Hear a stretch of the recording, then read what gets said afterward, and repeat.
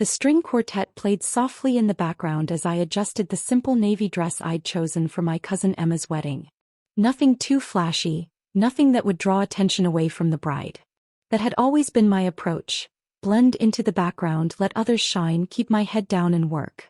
My father, Robert Hartley, stood near the champagne fountain in his perfectly tailored tuxedo, holding court with his usual audience of business associates. At 58, he commanded respect in every room he entered. Senior Vice President of Operations at Meridian Industries, the city's largest manufacturing conglomerate. He'd built his reputation on decisive leadership and an unwavering belief in traditional success metrics. I watched from across the reception hall as he gestured animatedly, probably telling the story about last quarter's record profits for the 100th time this month. My mother, Patricia, stood beside him in her designer gown, nodding at appropriate intervals while scanning the room for more important people to network with. My brother Marcus approached me, champagne flute in hand, his wife Christina clinging to his arm like an expensive accessory. At 35, Marcus was everything our parents had hoped for in a son. Harvard MBA, vice president at Goldman Sachs, penthouse apartment on Fifth Avenue, and a wife whose family owned half of Martha's Vineyard. "Alex," he said using the nickname he knew I hated. "Surprised you showed up. Thought you'd be too busy with your little computer project." I took a sip of my wine, letting the comment slide off me like water off glass. "Wouldn't miss Emma's big day." Christina laughed, a sound like wind chimes in a hurricane. "Marcus told me you're doing something with technology? How interesting. Is it profitable?" Before I could answer, my sister Victoria joined our circle. At 32, she was the family's other golden child. Successful real estate attorney, married to a surgeon, two perfect children who attended the most prestigious private schools in the city. "Are we talking about Alex's hobby?" Victoria asked, her voice carrying that familiar note of condescension. "Mom mentioned you're still living in that tiny apartment downtown. When are you going to settle down and find a real career?" I'd heard variations of this conversation for the past 8 years. Ever since I'd turned down the prestigious consulting position at McKinsey that Dad had secured for me through his connections. Since I'd chosen to pursue my doctorate in quantum computing instead of following the predetermined path they'd laid out. What they didn't know was that my little computer project had revolutionized quantum error correction, leading to breakthrough advances in processing power that could change the world. What they didn't know was that 3 months ago, I'd been featured on the cover of Forbes as one of the 30 under 30 visionaries reshaping technology. What they didn't know was that my startup Quantum Dynamics had just received a $2.8 billion acquisition offer from Microsoft. But I'd learned long ago that showing my cards too early only led to more questions, more attempts to control my decisions, more pressure to conform to their vision of success. "I'm doing well," I said simply. Marcus scoffed. "Living paycheck to paycheck in a studio apartment isn't what most people would call doing well, Alex." "It's Alexandra," I corrected, though I knew he'd ignore it as always. The conversation was interrupted by the sound of Dad's booming voice from across the room. He was approaching with a distinguished older man I recognized from Business Magazine's Jonathan Pemberton, CEO of Meridian Industries. Dad's ultimate boss, the man who controlled his career trajectory. "Jonathan," Dad said, placing a hand on my shoulder with false warmth, "I'd like you to meet my youngest daughter, Alexandra." He paused, and I could feel the familiar weight of his disappointment. "This is my disappointing daughter. Works in some tech thing." The words hit like they always did, a small stab of pain masked by years of practice. I maintained my smile, extending my hand to Mr. Pemberton. "Pleasure to meet you, sir." Jonathan Pemberton shook my hand, studying my face with the intensity of someone trying to place a memory. His eyes narrowed slightly, then widened. He pulled out his phone, scrolling quickly through what appeared to be a magazine app. "Wait," he said, his voice growing excited. "Aren't you? Isn't this the quantum computing genius from this month's Forbes?" The color drained from Dad's face as Jonathan held up his phone, displaying the Forbes cover. There I was, professional headshot against a backdrop of quantum equations, with the headline "Alexandra Hartley, the 28-year-old who solved quantum computing's biggest problem." The silence that followed was absolute. Marcus's champagne flute froze halfway to his lips. Victoria's mouth fell open slightly.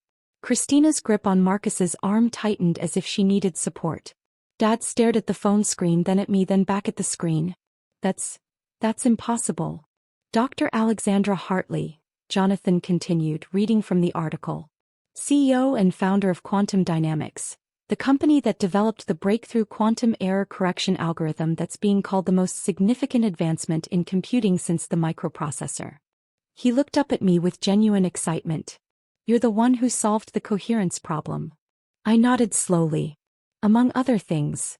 My God. Jonathan turned to Dad, who looked like he'd been struck by lightning. Robert, do you have any idea what your daughter has accomplished? Her work is going to revolutionize everything from drug discovery to financial modeling to artificial intelligence. Every major tech company in the world is trying to license her technology. Marcus found his voice first. Alexandra, you never said anything about being successful? I interrupted gently. You never asked. You just assumed. Victoria stepped forward, her lawyer instincts kicking in. The Forbes article. When was this published? 3 weeks ago, Jonathan answered when I remained silent. The same week Microsoft announced they were acquiring Quantum Dynamics for. He scrolled through the article. Here it is. $2.8 billion. Christina made a small choking sound. Dad's face had gone from white to gray. But you live in that small apartment, Mom said, appearing suddenly at Dad's elbow. She must have heard the commotion. You drive that old Honda. I live modestly by choice, I replied.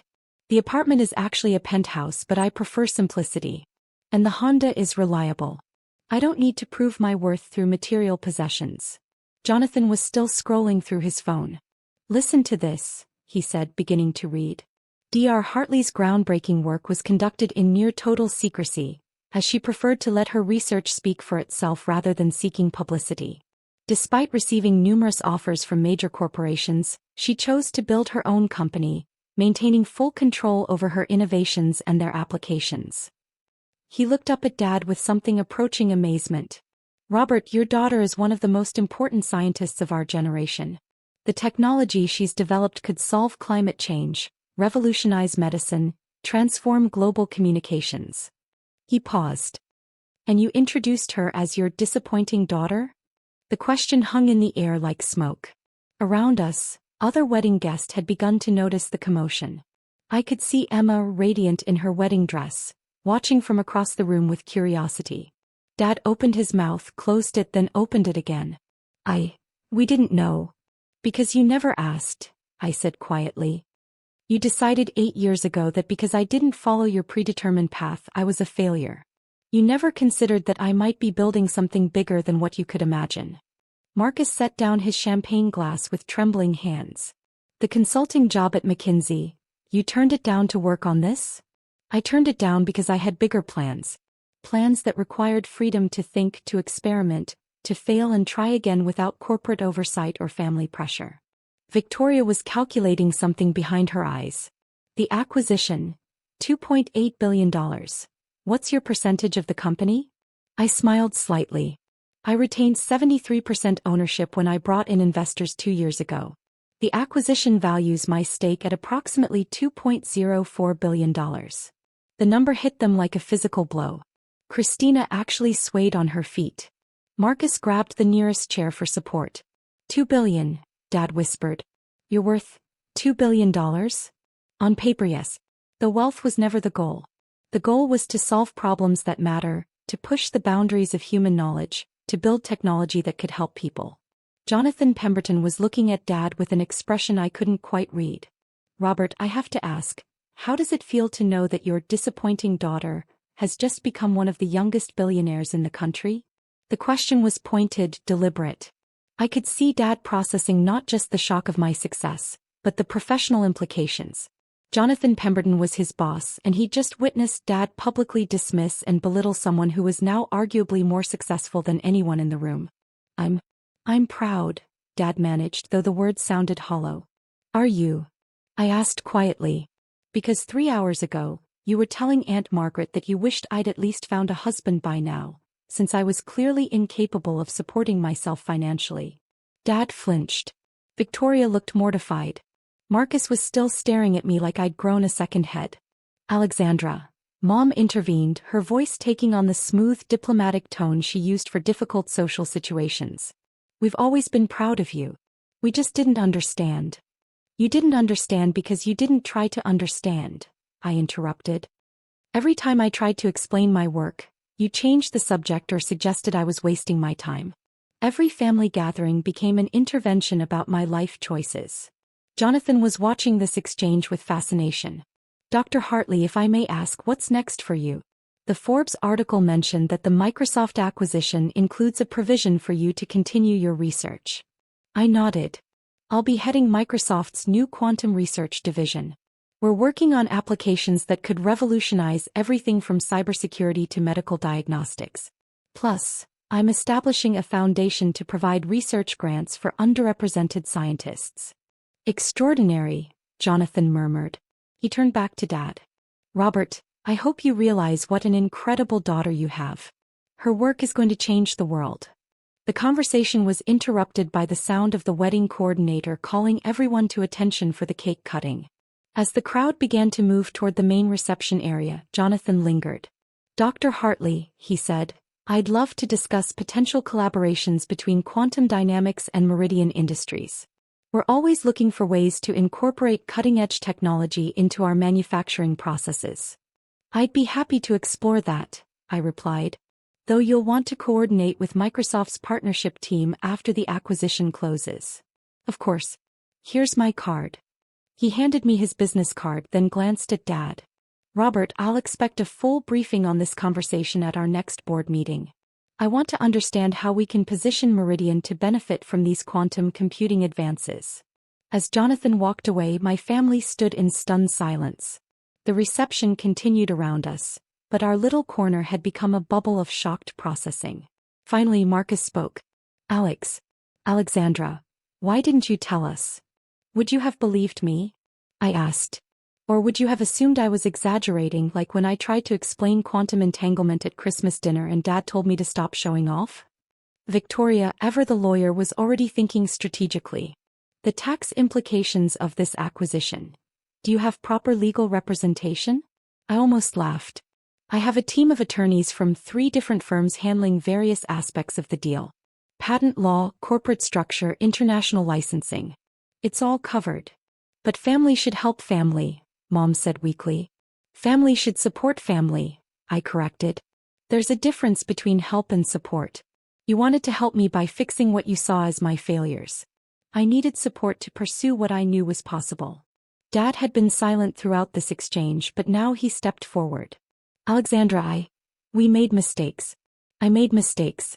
Can we start over? I studied his face, seeing genuine remorse for the first time in years. Dad, I never wanted to shut you out. I wanted you to trust that I knew what I was doing, even when it didn't look like conventional success. The apartment, the car. You let us think you were struggling financially. I let you reveal your true feelings about my choices. If you'd only been proud of me after discovering I was wealthy, what would that say about your values? The truth of that statement hung between us. Mom looked stricken. Marcus was still processing the magnitude of my success. So what happens now? Victoria asked. Now, I said, we go watch Emma cut her cake and we celebrate her happiness. Tomorrow, I have a board meeting with Microsoft to finalize the acquisition timeline. Next week, I'm giving a keynote at MIT about quantum error correction. And next month, I'm testifying before Congress about the national security implications of quantum computing. I paused, looking at each of them. You're welcome to be part of that life, but only if you can accept that my definition of success might be different from yours. Jonathan Pemberton's voice carried across the reception hall as he spoke to another group of business leaders. I caught fragments of his conversation. Revolutionary technology, brilliant young scientist, proud father must be. Dad heard it too. His shoulders straightened slightly, and for the first time in years, I saw something other than disappointment in his eyes when he looked at me. I want to understand, he said quietly. Your work, your research. I want to learn about what you've built. Then ask me questions, I replied. Real questions, not assumptions about what I should be doing differently. Marcus cleared his throat. The quantum error correction thing. Can you explain it in terms a finance guy might understand? For the first time in 8 years, My brother was asking about my work with genuine curiosity instead of condescension. It was a start. As we walked toward the main reception area, Mom slipped her arm through mine. Alexandra, I need to ask. Are you happy? Really happy? I considered the question seriously. His mom. I'm exactly where I want to be, doing exactly what I'm meant to do. Then I'm proud of you, she said, and for the first time it sounded like she meant it. The rest of the evening passed in a blur of congratulations from relatives who'd suddenly remembered my existence, business cards from Dad's colleagues who wanted to explore opportunities, and meaningful conversations with family members who were finally seeing me as I really was. But the moment that mattered most came near the end of the reception, when Dad pulled me aside during a quiet song. I owe you an apology, he said. Not just for tonight, but for years of not seeing what was right in front of me. I know, I said simply. How do I make it right? I thought about all the family dinners where I'd tried to share my excitement about breakthrough experiments, only to be told I was getting too technical. All the times they'd suggested I was wasting my education. All the conversations that started with, when are you going to get a real job? Start by believing in me, I said. Even when you don't understand what I'm doing. Especially when you don't understand what I'm doing. He nodded slowly. Deal. As the evening wound down and guests began to leave, Jonathan Pemberton found me one more time. Dr. Hartley, I have to say, this has been the most interesting wedding I've ever attended. Your father is a lucky man whether he realizes it or not. Thank you, Mr. Pemberton. One more thing, he said, lowering his voice. I meant what I said about collaboration opportunities. Meridian Industries is always looking for ways to stay ahead of technological curves. Perhaps we could schedule a formal meeting. I smiled. I'll have my assistant reach out to your office next week. As he walked away, Dad appeared at my side. That was Jonathan Pemberton showing genuine interest in working with my daughter's company, he said, wonder in his voice. Yes, it was. I'm beginning to understand that I may have seriously underestimated you. Just beginning? I teased gently. He laughed, a sound I hadn't heard directed at me in years. Fair point. The ride home that night was quiet, but it was a different kind of quiet than usual. Instead of the familiar tension of unmet expectations and mutual disappointment, there was something new, possibility. My phone buzzed with a text from Marcus. Can we have lunch this week? I want to hear more about your work. Really hear it, not just pretend to listen. Then one from Victoria. I looked up your Forbes article online. I had no idea quantum computing could impact legal research. Would love to discuss it sometime. And finally one from Mom. I'm sorry it took so long for us to see you. Really see you. Love, Mom. I smiled, looking out at the city lights as my driver navigated through the late-night traffic. Tomorrow, I'd wake up in my penthouse apartment and continue the work that had always driven me. But for the first time in 8 years, I wouldn't be doing it alone, dismissed by the people who were supposed to support me unconditionally. Sometimes the best revenge isn't proving people wrong. It's giving them the chance to be proud of who you really are, instead of disappointed in who they thought you should be. The Forbes cover story was just the beginning. The real revolution was happening right here, one conversation at a time, one genuine question at a time, one moment of true understanding at a time. My family was finally ready to meet the person I'd always been. And I was ready to let them.